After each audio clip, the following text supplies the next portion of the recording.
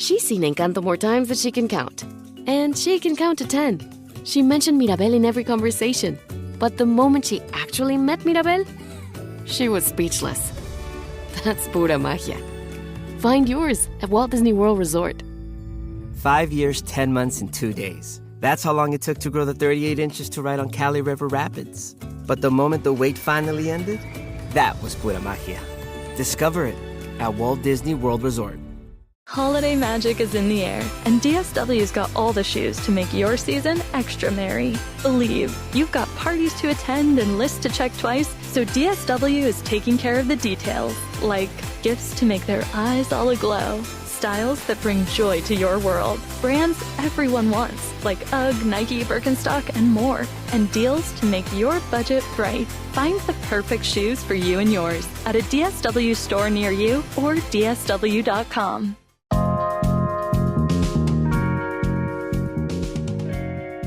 Hello! From Wonder Media Network, I'm Jenny Kaplan, and this is Womanica. This month we're talking about go-getters, women who purposefully, or in some cases accidentally, acquired life-changing wealth, good fortune, or influence. Today we're talking about a woman who's considered a folk heroine, whose skill in acting would charm poets, aristocrats, and even a king. Let's talk about Nell Gwyn. In true folklore fashion, Nell Gwyn's birth date is often disputed, but a horoscope found at the Museum of Oxford claims it was February 2nd, 1650. She was born into the lower class. Her mother ran a brothel located in the Covent Garden district in London, England. Nell would spend the better part of her childhood there, helping the business by pouring brandy for guests.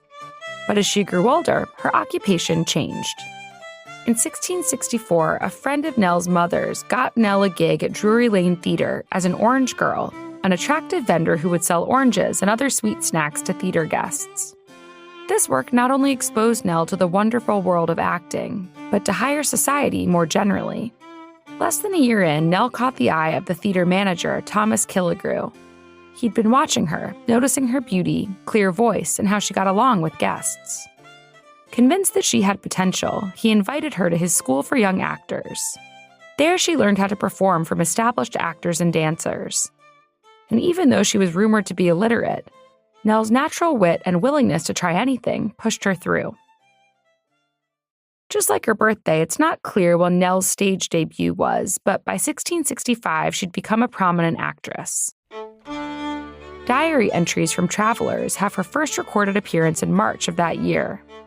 Now, I can't tell you how the particular performance panned out, but audience members referred to her as Pretty Witty Nell, so seems like they were fans. But Nell's charm really shined when she made people laugh. Praised for her brash nature and comedic timing, she became the leading comedienne of the King's Company in 1666.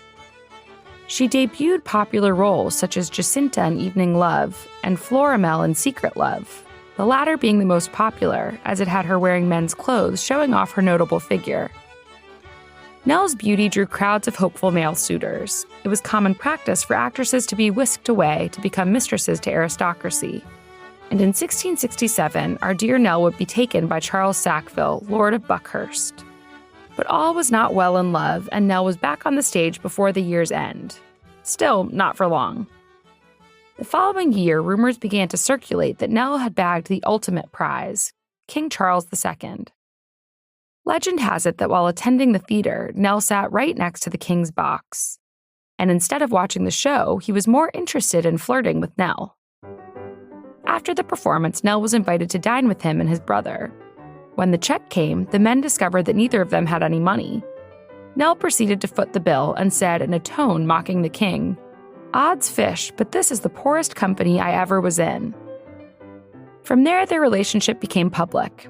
And because the king was known to attend her shows, people began to fill the seats. Playwrights began to write roles specifically for Nell. In 1670, Nell gave birth to their first son, who was the seventh son Charles had fathered outside of his marriage. Understanding the opportunities now open to her, Nell sprung into action. When she was moved into a townhouse, she persuaded the king to not only buy it for her, but to put it in her name. Next was the matter of getting her son a title. If you believe the story, while at court, Nell called to her son, "Come here, you little bastard, and say hello to your father." The king was appalled, and her reply, "Your Majesty has given me no other name by which to call him." Understanding her clearly, the king made his son Charles Earl of Burford. By the birth of their second son, Nell had secured not only a future for herself and her children, but the hearts of the general public. Of all the king's mistresses, Nell was favored by the public in the same way she was revered in the theater. They admired her way of speaking, her confidence, her lack of shame in her background, and of course, her beauty, her face being the subject of many paintings and poems. She was London's Cinderella. In one fantastical tale, while riding through the city, her coach was surrounded by a mob of people. They had mistaken her for the Catholic mistress of the king, who was not quite so favored. But before the crowd could get vicious, Nell leaned out of her carriage and cried, "Pray, good people, be civil. I am the Protestant whore." She then drove away to the sounds of cheers.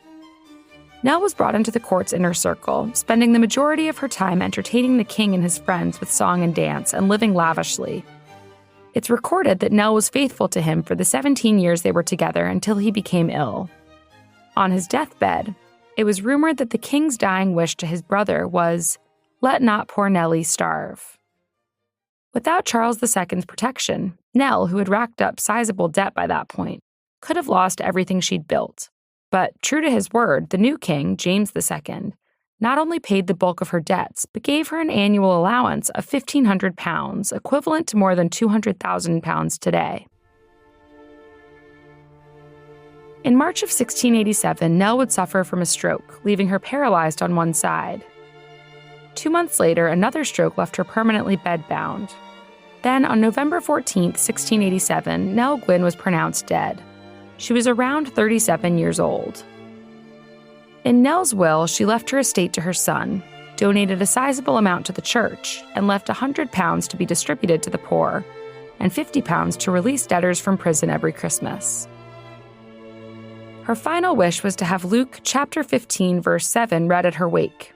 It reads, "Just so, I tell you, there will be more joy in heaven over one sinner who repents than over 99 righteous persons who need no repentance." All month, we're talking about go-getters. For more information, find us on Facebook and Instagram at Womanica Podcast. Special thanks to Liz Kaplan, my favorite sister and co-creator. Talk to you tomorrow. Before there was internet fraud and phone scams, there were always swindlers. Female swindlers too. Discover the stories of women from the past who not only survived but thrived as con artists and thieves. How did they use their feminine characteristics to swindle in a world where men made the rules? Join me, Lucy Worsley, historian and author, and my all-female team in Lady Swindlers, wherever you get your podcasts.